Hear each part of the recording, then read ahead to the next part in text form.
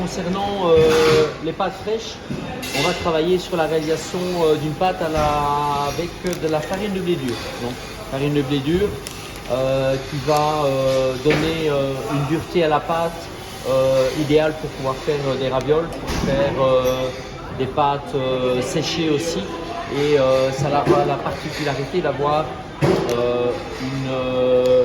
un croquant, un al dente au niveau de la pâte qui sera plus intéressant. On peut bien sûr faire moitié-moitié avec de la farine blanche aussi. On aura une pâte alors qui sera un petit peu plus élastique. Donc on a besoin pour faire la pâte de farine de blé dur, d'œufs, jaune d'œuf ici dans ce cas-ci, en proportion de 100 g pour 60 g d'œufs.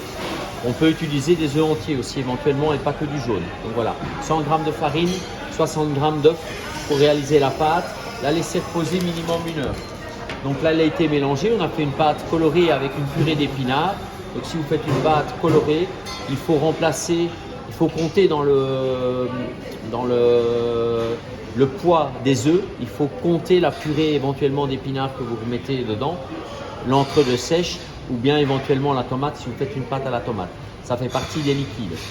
D'accord ? La pâte, quand elle a été travaillée au cutter ou à la main, on va bien la réamalgamer. On va la laisser reposer 1 heure au frigo, soit en cellophane, sous cellophane, soit éventuellement en sac sous vide si vous avez une sous-videuse. D'accord ? Il faut toujours la laisser reposer au moins 1 heure pour que les gluten agissent et travaillent correctement pour avoir une belle homogénéité au niveau de la pâte. Voilà, ce qui va donner ceci comme résultat. Voilà, donc la pâte a reposé. On va la travailler, on va la laminer avec un rouleau, l'aplatir légèrement pour pouvoir lui donner du corps après. On utilise, si jamais la pâte colle, on utilise un petit peu de farine, on vient fleurer avec la farine de blé dur, la même farine qu'on a utilisée pour faire la pâte, pour éviter que ça ne colle. Voilà. Donc le laminoir, je le mets au plus large. Je tourne la pâte, je vais passer la pâte une fois ou deux dedans. Et je vais maintenant la replier pour définir la taille et avoir quelque chose de régulier. Donc, une fois qu'elle est comme ça, je vais de nouveau, avec le rouleau, on part du milieu, donc je pousse vers l'avant, je reviens vers l'arrière, je l'étale. Donc on voit que ma pâte était arrondie tout à l'heure, un peu ovale, et maintenant elle prend déjà une forme rectangulaire. Je vais venir refleurer un petit peu et là on est reparti pour le laminage. Le plus important, c'est de ne pas aller trop vite, donc de vraiment régler l'écran, cran par cran, numéro par numéro, descendre jusqu'à 1, 1,5, 2, en fonction de la réalisation de la pâte que vous voulez. Si vous sentez que la pâte colle un petit peu, on refleure un tout petit peu avec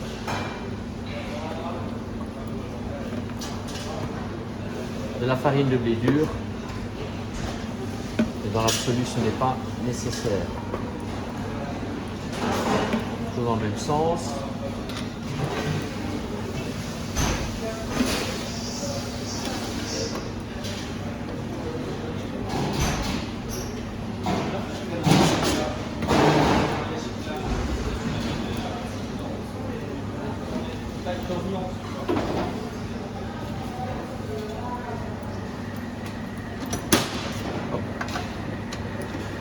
Donc,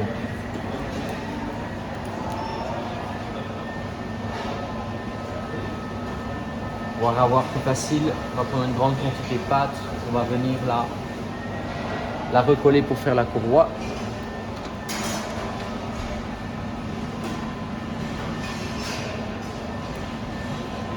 Marche arrière.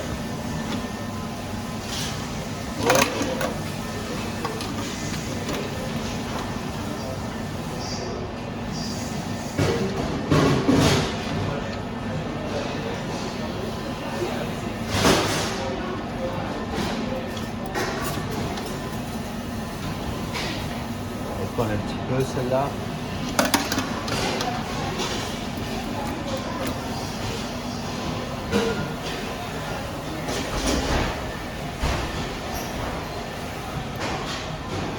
Voilà, toujours bien tendre la pâte, mettre en tension la pâte pour qu'elle ne passe pas en dehors des rouleaux et qu'elle ne se prenne dans la machine.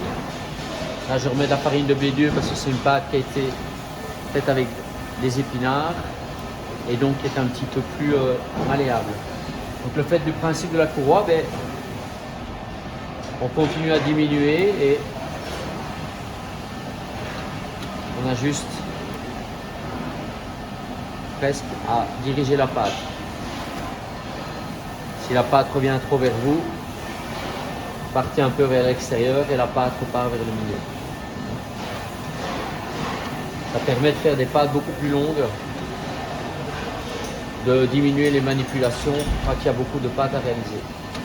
Là, il accroche quand même pas mal.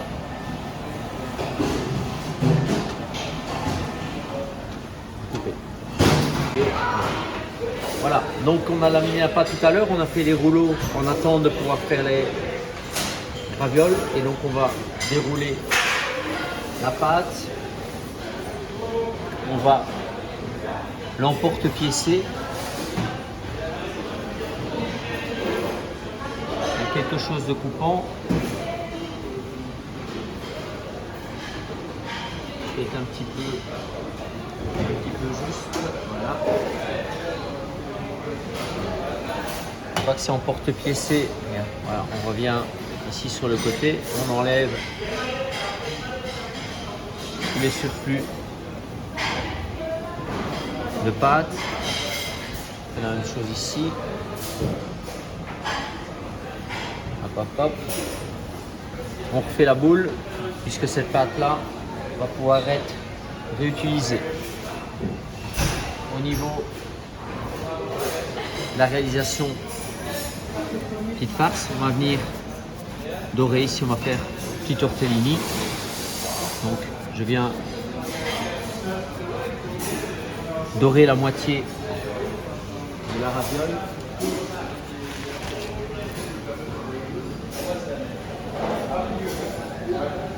Je vais mettre une petite farce de volaille à la poche ici, pignon de pain, parmesan travaillé dedans. On va venir replier la partie supérieure et venir pincer sur les côtés. Hein? On obtient une demi-lune, donc on peut déjà la cuire comme ça si l'on veut. Une belle pression donc au niveau de la pâte pour empêcher que la farce ne s'échappe lors de la cuisson. Et si on veut faire le petit tortellini, on vient tourner autour du doigt, pincer. Voilà. Je remonte et on obtient le petit tortellini.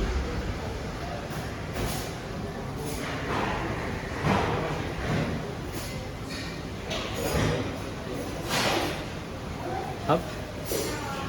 Autre petit